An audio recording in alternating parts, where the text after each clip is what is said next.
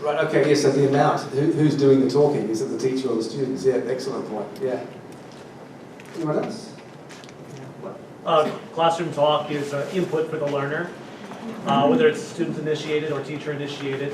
It can also be input for the instructor to know how to assess, and feedback for the instructor as well. Great points, yeah, yeah. Yeah, same. Yeah, input becomes input. Whatever you talk about is input for the students, so it's very important. The output that the students produce, if you can assess it, then you can probably formulate some sort of pedagogy to help them get better at it. Right, okay, so the output is something you can then use as kind of material to use as input. Right. Okay, all right. I want to think a little bit more sort of broadly about this question. And he went around observing primary classrooms in the United States, France, Russia, the UK, and India. And this is a big tome of a book that's very, very interesting. And what he found, looking at all those different classrooms in all those different countries, all those different educational contexts, was classroom talk is an indicator of the routines, rules, and rituals by which classroom life is governed. And my argument today is going to be, if you reflect on your own classroom talk, then the way that you're managing the talk in the classroom is actually the way that you're managing the routines, rules, and rituals of your classroom. Now, what do I mean by that? Routines, rules, and rituals of the language classroom are fundamental to the culture of the classroom. We all have our ways of managing our students, we all have our ways of starting class, doing activities, finishing class, and then they pretty much dictate these kind of things. How you present knowledge about language to your students. Are you somebody who explains lots of things? Are you somebody who asks lots of questions? If you ask lots of questions about what students know about language, what kind of questions are they? The language of your classroom dictates how you regulate student behaviour. And I'm going to unpack this. We're going to look at examples of language. So just think for the moment, the way that you manage the classroom talk does these things. The way you manage classroom talk dictates what is talked about and who gets to talk about it. Yeah, I mean, the way that you might ask questions, the way that you might answer student questions. It also dictates classroom relationships. Some classrooms we look at that the relationships are very close and very informal. Others quite formal. It dictates the pace of classroom activity. If you're somebody who's doing lots and lots of quick yes/no questions, then it's a really quick class. Is it supporting learning? And also it dictates what is actually taught and how it's taught. So that to me is really the importance of classroom talk. That if you're not thinking about and managing your classroom talk, then you're not thinking about how all these things can be optimized in your classroom.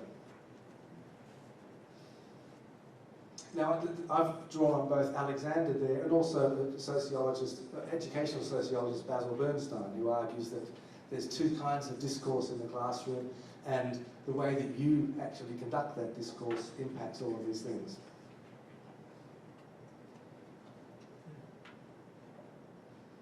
Okay, types of language classroom talk. In my research, I kind of had two motivations for looking at this. You know, why would somebody want to think about the different kinds of classroom talk and for what purpose? First of all, I was doing some research on, which I talked about yesterday, on how we can encourage creativity, how we can encourage good forms of imitation amongst our students and collaborative interactions. So I want to know what are the features of classroom talk that support this. And also at the same time, I was working on this, some of you may know of Scott Thornbury's and Luke Medding's Teaching Unplugged, or Dogma in English language teaching. We all pronounce that differently, dogma. And that's conversation-driven teaching. So I thought, okay, I really want to have a look at data from classrooms and see if I can kind of categorise or taxonomise classroom talk. Okay, so those two motivations. So this is what I came up with.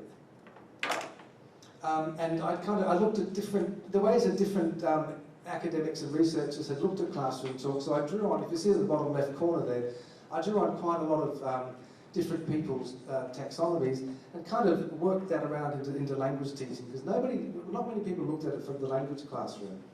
So these different types of talk I've come out with are the most common types of talk that I've seen in second language classrooms.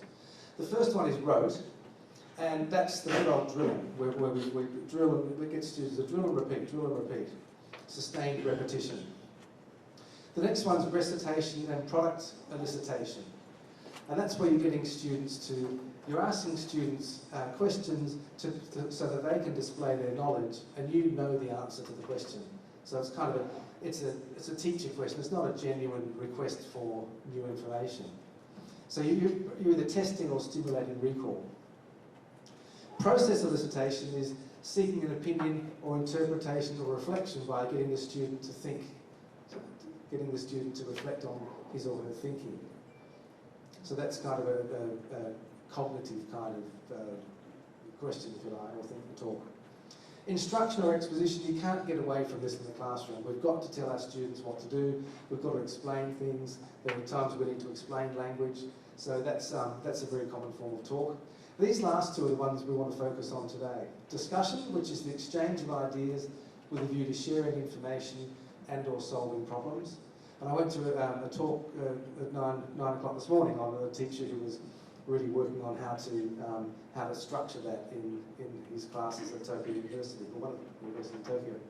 Inquiry dialogue is the one that I get most excited about.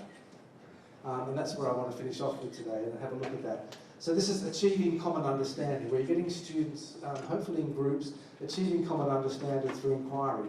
Wondering, that's the word that hopefully you'll walk away from here thinking, wondering, I've really got to get wondering into my classroom. Where students are playing with possibilities, they're reflecting, considering, exploring things. So we're opening up the discourse. Discussion that guides and prompts and builds on each other's ideas.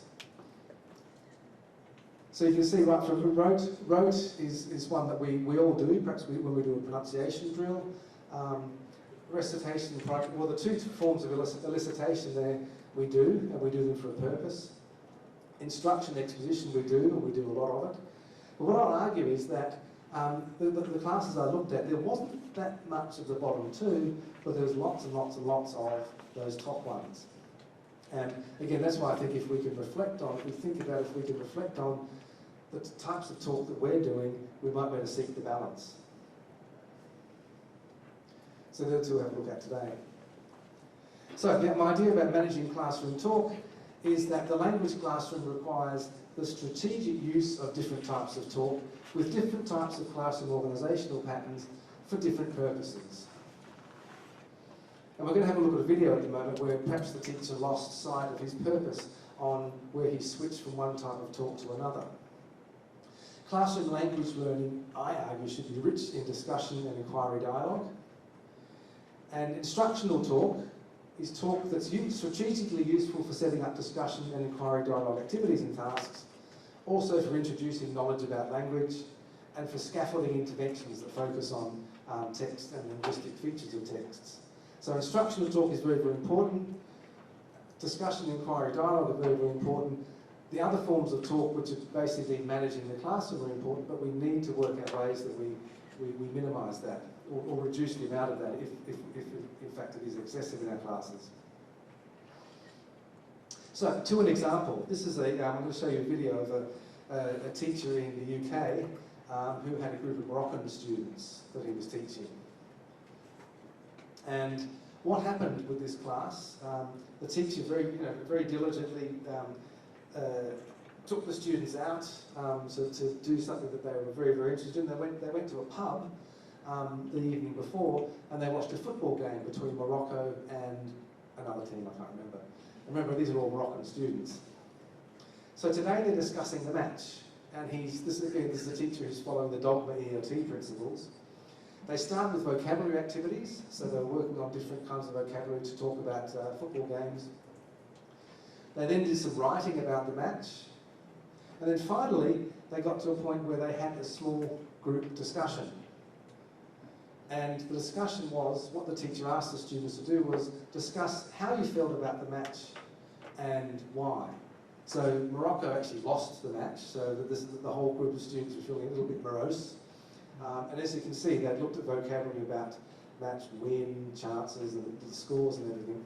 Okay, so just imagine, they've done all this vocabulary work, this writing. Now this is the chance for them to set off and do some discussion about the match. Okay, that's enough now. Now in your groups, I'd like you to tell each other how you felt, if you felt using some of these words, and why you felt the way that you felt. I was sad and disappointed because Moroccan player had a lot of chance and don't take them. So even if they don't waste the chances, they can win this match, and it's very pity. If they had taken their chances, they would have won the match. Yeah? Let's do it all together. If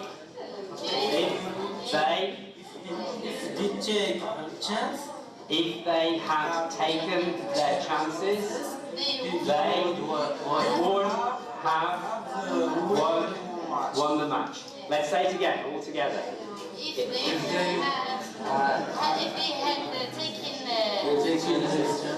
they had taken their chances, they would have won the match. Okay.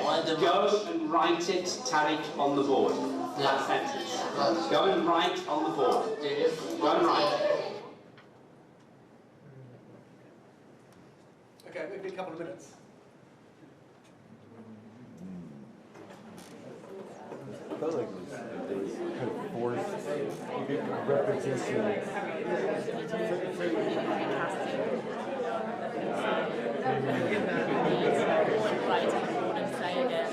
It almost felt like the students weren't fully following what he was trying to do there. It went from like discussion to a language lesson very quickly, but there was no transition. It sounds like I actually don't know, but it sounds like maybe that was something maybe he had taught them a lot before. So maybe he was kind of hoping that they could use it correctly.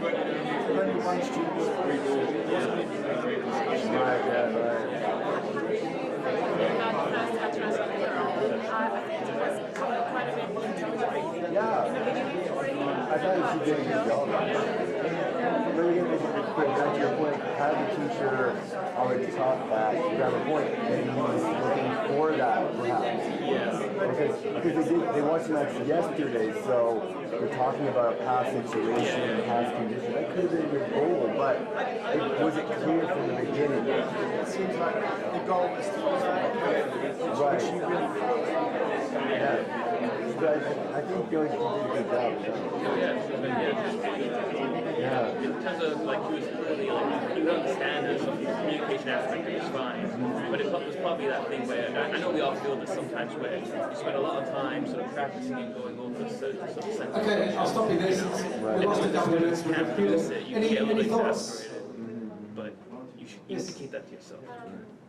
Although the purpose of this discussion ideas take forward, he missed an opportunity. A missed opportunity to listen further and collect some data and then give some feedback later. Yeah. I mean, we're clearly all good teachers in this room, aren't we?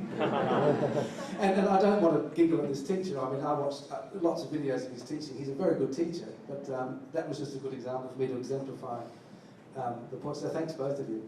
Yeah, so if we go back to the routines, rules and rituals of the language classroom, this teacher did, and I haven't met the teacher, but I have emailed him and made some suggestions in a very delicate way. But he tends to favour rote learning and recitation, and then misses these opportunities for students to actually do some meaningful talk.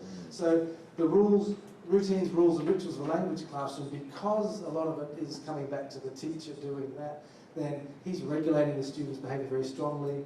He's presenting knowledge about language in a particular way, etc., etc. So remember, rote, the drilling of language items through sustained repetition. So where the students were supposed to be having a discussion, or I would argue, hopefully doing some inquiry dialogue, they were doing rote. They suddenly switched. So if he had thought carefully, like we've said, and he thought about strategically managing the talk, then those students could have benefited much more by that sustained discussion activity. This is another example. Right at the beginning of the lesson, he asked the students, now, was it a close match last night? And the students said, no, no, no, no, it wasn't a close match. One says, what do you mean by close? What do you mean? And the teacher said, what do I mean by close match? And the student, one good team and the other team is very bad. No, no, it's not. And then the teacher set off, I won't go through the whole transcript, but the teacher set off on quite a long thing to asking the students close, trying to elicit what they thought close meant. And I would have thought that would have been quite a good opportunity to spend 5 or 10 seconds putting the score 2-1, putting the score 15-1, saying close, not close, and possibly moving into the main part of the lesson. So again, he tended toward rote and elicitation, and I think a lot of us are taught that on our initial teacher training courses, aren't we? Ask questions, elicit is good, but too much eliciting, and we tend to miss opportunities. So, discussion, the exchange of ideas with a view to sharing information and or solving problems. Now, I would argue that the discussion activities can be very, very good, but they can also, you can also fall into a trap on them too. And I'm arguing that based on the data that I've analysed. If you think about this small group discussion, and these are a couple of Thai students, and what they've done is they've listened to a radio broadcast about something, War of the Worlds, I think it was, and the teacher said to them in pairs, discuss, what do you think it's about?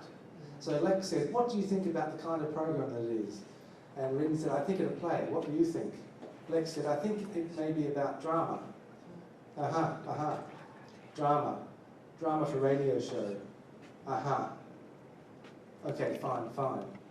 Now that's a typical discussion activity you might do when you give some students a prompt and discuss. Do you think this is good discussion activity? Well, why not? Ability, and the next student says they didn't have experience. All of them took an inexperienced climber, but Gary doesn't have ability. Yes, ability, inexperience in climb mountains. We do not know he have ability or not ability, but, oops, sorry, I missed a line there. T said, oh no, he not have experience, he's inexperienced. Okay. So that was the two students there. So they were basically debating whether the word experience or inexperience or ability should be used. And back to the whole class feedback, and the teacher said, Gary had climbed mountains before, but nothing as big as this. So he didn't have experience climbing really high mountains. She said yes, and T, the student, said yes, no experience. And the other student says, Gary has no experience. So they've kind of learned there, haven't they? They've learned that experience is the more appropriate word than ability through that discussion activity. So it's kind of a bit of language learning activity going on and vocabulary learning. How does that discussion differ from the previous one? Can I give you 1 minute with your partner to talk about that? Okay, any ideas? How did that second discussion differ from the previous one? There was a negotiation in the second one. The students had to kind of barter about whether or not they could agree on the term. Whereas the first one was just an exchange of opinion. Right, great, yeah, perfect answer. I think, yeah. I mean, the first one was just a transfer of information. This one involved negotiation of meaning. And then, I mean, the SLA researchers were telling us, 40 years ago we should have negotiation of meaning, and yeah, so there was really some good language learning going on there. And it wasn't, the students weren't closing each other down, were they? They were kind of just offering up their alternatives. Any other comments on that? Okay.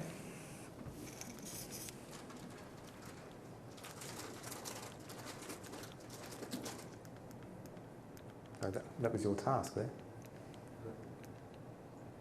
Inquiry dialogue, where I want to finish off, not finish off, but spend the rest of today on. Achieving common understanding through structured inquiry, wondering, playing with possibilities, reflecting, considering, exploring, discussions that guide and prompt, build on each other's contributions, cumulative talk. Reduce choices, expedite the handover of concepts and principles from teacher to students and from a more knowledgeable other student to a less knowledgeable other student. I've got a handout that's coming out with a task on it, and I've got references to all of these papers that I've written. They're all on my website, so you're quite welcome to download them and read them. So for those who were in my presentation yesterday, I'm just going to go through this again quickly. So information seeking, which was that first discussion activity, versus wondering, which is where we want to go. Information seeking moves towards closure. It's eliciting information from each other. Wondering moves toward keeping the discourse open, inviting conjecture, inviting possibilities. Information seeking is workful. What do you think? I think this. What do you think? I think that. Wondering is playful. I wonder if this. I wonder if that. Information seeking is product oriented, to know or confirm or explain something. Wondering is process oriented, to reflect on possibilities. Transmission of information, which we talked about, versus constructing understandings. And information seeking is kind of final draft. Let's get the answer before teacher asks us, which is what a lot of pair work and group work is done, isn't it? In pairs, 1 minute, discuss this, and then you're going to tell me what you discussed. Where wondering is first draft. It's kind of it's just ideas that we're floating around. And I argue that wondering maximises student talking time. Information seeking closes down student talking time. Sorry. I was wondering, do you think that... Good, you're wondering, great. All of the information seeking, though, doesn't that need to occur between the students before they can wonder? So, like, if I want to know what his opinions are about something, then he's going to have to tell me so that I can wonder. Is that like a basic level, and then wondering is higher level? Yeah, look, that's one way to think about it. I'm not pitching one against the other, just kind of showing the differences in, there's probably a whole range in between, continuum in between. But sure, I guess with some activities you need to exchange information before you go that further level. Yeah. I guess if that's the way you want to manage classroom talk, that's fantastic, because you're strategically managing information exchange before you go into wondering, which is great. Yeah. This is a short example of what I've called cryptic pictures, where the teacher held up a picture and the students in small groups had to discuss what they thought it was. So I think it could be about some wine. What if the student said, I wonder if it's about some wine? Wine. Yes, and maybe he's the owner of the wine shop. I wonder if he's the owner of the wine shop. No, I think the owner because he looks too young. Okay, employee. I wonder if it's the employee. Yes, he looks about 30 years old, so maybe he's full-time working. I wonder if he's full-time working. Going to yes, housewife. And C is like professor in university. I wonder if he's a professor in the university. Yes, and I wonder. Oh, look at that. Student actually used the word wonder. I wonder if he enjoys life more now. I want to know why he's smiling. I wonder why he's smiling. So this is I'm not suggesting you get your students to turn everything they say into I wonder. But if you can convert that question into a statement, I wonder, then at least you know that it's a wondering statement, and it's a statement that's opening up. And what it's doing, I argue, is that it's not sharing information, it's actually asking for assistance. It's asking the other people in their group, can you please work with me and help me solve this? So it's actually a call for help, it's a call for assistance. Let's work together and work this out. Wonderful. There is actually a book chapter called Mr. Wonderful, which is about this. Thanks, Joel. I've now lost my train of thought. Oh, okay, right, okay. So that's looking at the linguistic features of wondering, but we can also, what I wrote in a chapter in 2016 in a book on the 4 skills for EFL, International Perspectives on the 4 Skills, was looking at this inquiry dialogue as a genre. And as we know, genres have stages. So if we look here, I think it could have been about some wine. The stage there is initiating a topic for inquiry. Now, it's usually the student, the teacher that does that, but here it's the student. Then we've got the student accepting that topic for inquiry and extending it. And that's the key, extending it, opening up the discourse. And then the student extends the topic of inquiry further. And then the student initiates a new topic for inquiry. I think A and B are like teenager. And then another student extends the topic for inquiry. Yeah, so we can see there's lots of initiating and extending, rather than initiating and closing down. So I'm arguing here that inquiry dialogue is both, it depends on both how the student says or asks something, but also for what purpose in this classroom activity.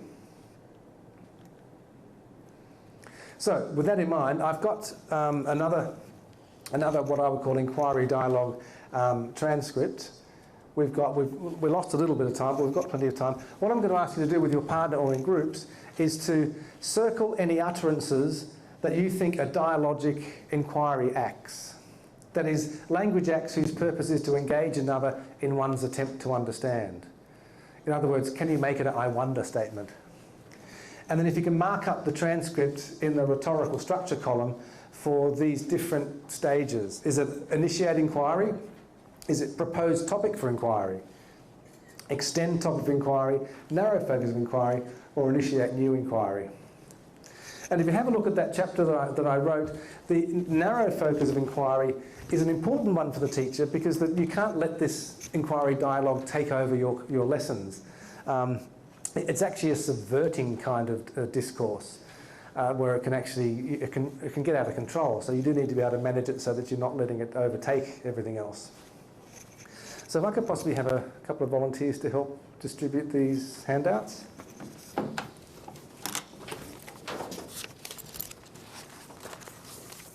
Thank you very much. Great, thank you. Oh yeah? Great, thanks.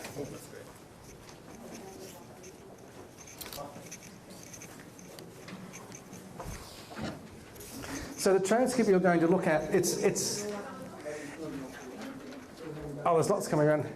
The transcript you're going to look at, it's my favourite one to actually show inquiry dialogue and show wondering. And what it is, the teacher was actually, without knowing it, the teacher was doing a real dogma ELT lesson. So at the beginning of the lesson, before all the students, in fact, had come into the room, they started talking about careers, because all of these students were university students who were in a private language centre doing additional English. And so they just started talking about careers, and then they started talking about inventions, because one student said, look, I really want to be, I can't remember exactly, I want to create new cars or something or other. So it went from just, hi, how are you today, to this really interesting discussion about inventions. So if you read through it, and if you can do that, first of all, circle any utterances that are dialogic inquiry acts, and then mark up the transcript. I'll give you about, you may not finish the task, so I'll give you until about 22, or possibly a little bit earlier, and then we can have a talk about it. I won't ask you for ideas. I might just put up here the way that I've analysed some of this. And on your references list, there's two references to things I did in 2014 that you can actually, particularly the ELT journal article, you can download that and have a look at the sort of a more rigorous analysis of it. Here, I'm sorry. Whoop.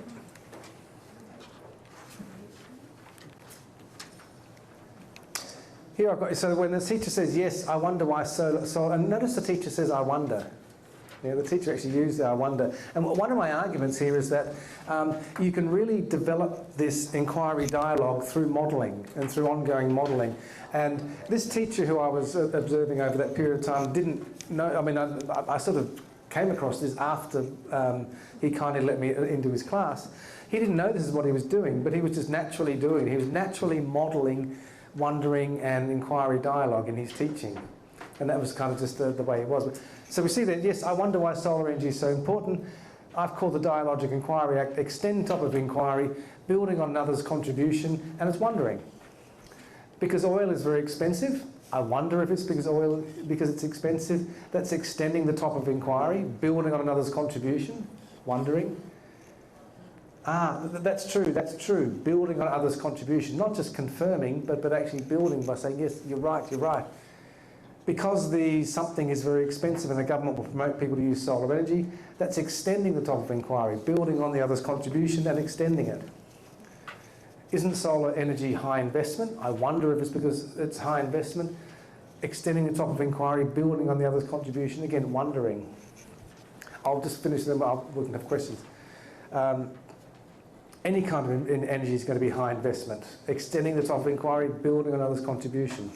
So see, this is all building on others' contribution. It's cumulative talk.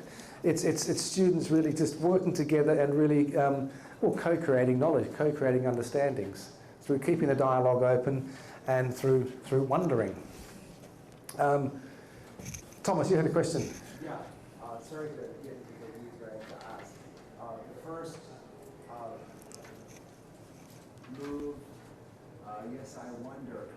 That's in some senses a question, but it's also doing some interpersonal metaphor of being also a bit of a command. I wonder, implying you, the students, need to start thinking about this too. Yes, so it's actually most likely fulfilling two purposes. So when we analyze this talk, when we think about this talk, we have to think, okay, when I'm saying this, I wonder this, but we're also saying implicitly, or not so implicitly, because that's a metaphor, we're saying, I wonder this, that's a statement, which is realizing the question is also realizing the command at the same time, which is you need to be doing this. So when the students do it, they are taking on their role. And that goes with what I said about the teacher. The teacher seems to be modelling this form of discourse all through his teaching, but also the idea that we've, back to the Bernstein idea, that we've got both regulative and instructional registers going on here, that he's using that as for a dual purpose, you're saying, to say, okay, over to you guys, I want you to now wonder, as well as actually opening up the idea of I wonder. Is that what you're saying?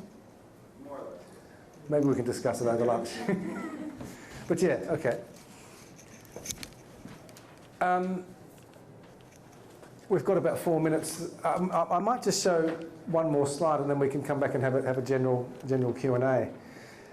If you have a look at something I wrote in a recent book, I just wanted to point this out. I don't want to go through this, but I've actually, this was in a book, actually by edited by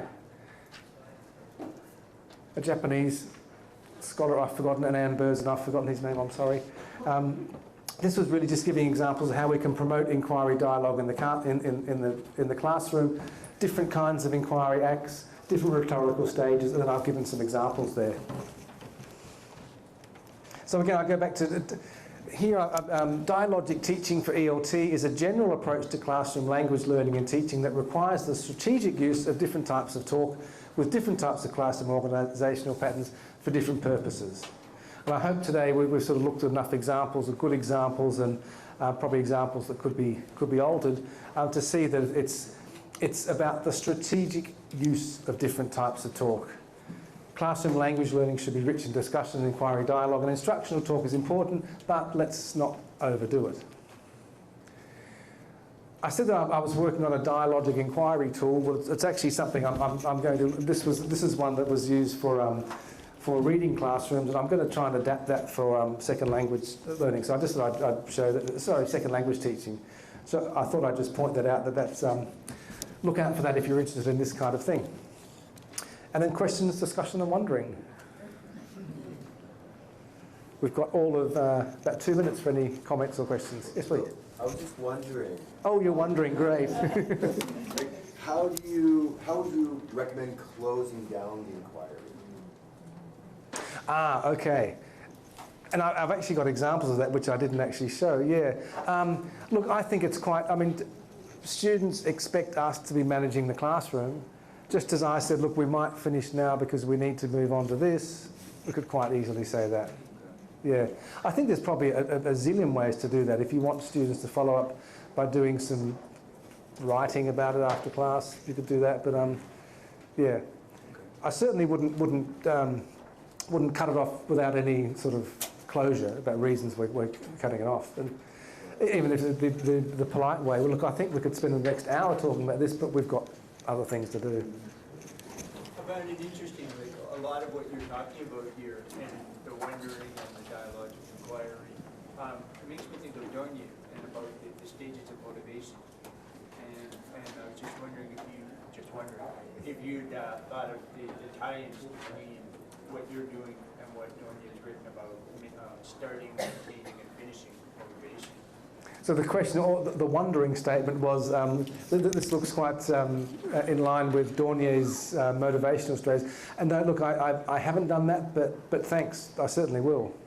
Yeah. Sounds interesting.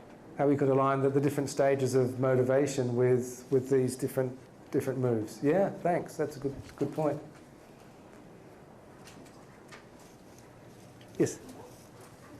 I'm just wondering, although syntactically it's not question from like 2014, yes, but maybe when the price of oil keeping going up, more people will want to invest money to develop their energy. It's more or less like leading students to think more ahead, and then actually 25 said, and stop more tools.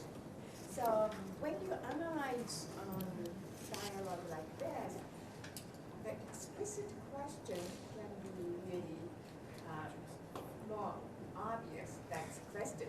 But some statement in deeper level, maybe implicit question or alluding or raising more question.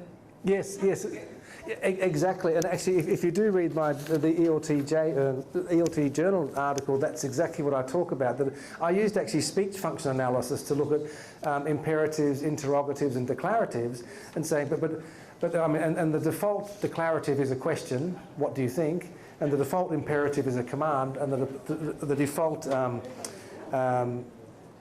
declarative is a statement, but yes, we're using declaratives quite often to actually ask a question. So we're not using the typical grammatical forms to realise that function. And I used functional grammar for that because that seemed the obvious one to do. So I invite you to look at the ELT journal article, which is where I did that analysis. But very insightful. Thank you.